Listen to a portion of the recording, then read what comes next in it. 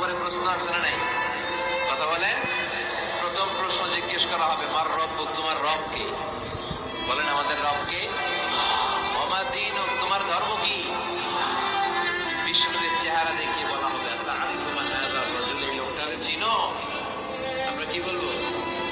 আমরা চিনি, উনি আমাদের। হাত ব্যথা পেলে চোখ দিয়ে পানি ছড়ে, আবার চোখ দিয়ে পানি ছড়লে হাত সেই পানি মুছে দেয়, ঠিক কিনা?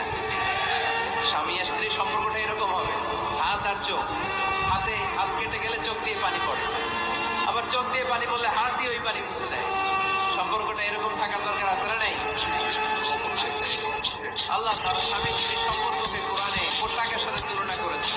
ড্রেস, কস্টিউম, পোশাক। আওয়াজ করে বলেন, কিসের সাথে তুলনা করেছেন? পোশাক।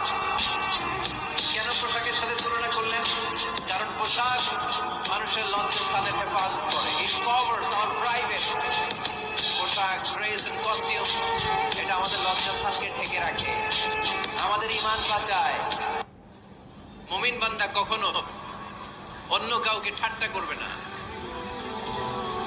আমার কোনো ভাই মনে কষ্ট পায়, এরকম কোন ঠাট্টা, বিদ্রুপ, খোঁচা মেরে, বুক মেরে কথা বলা যাবে না।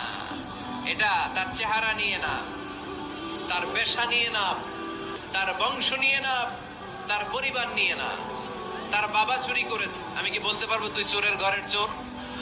বলে কি বলে না? কেউ একটু মোটা হইলে কয় তুই মোটুর ঘরের মোটু। চোখে কম দেখলে কেউ তুই কানার ঘরের কানা। আছে না নাই? না, স্টপ, থামেন, অনেক হয়েছে, আর না, এগুলো বলা যাবে না। কারো আকৃতি নিয়ে খোঁটা দেয়া, ঠাট্টা করা, এটা স্বয়ং আল্লাহর সাথে ঠাট্টা করার শামিল, ঠিক কিনা? কারো নাক যদি ছোট হয়, আরে কয় বোচা, তোর নাক বোচা। ফেনীতে আপনারা কি বলেন? হ্যাঁ, কারো আকৃতি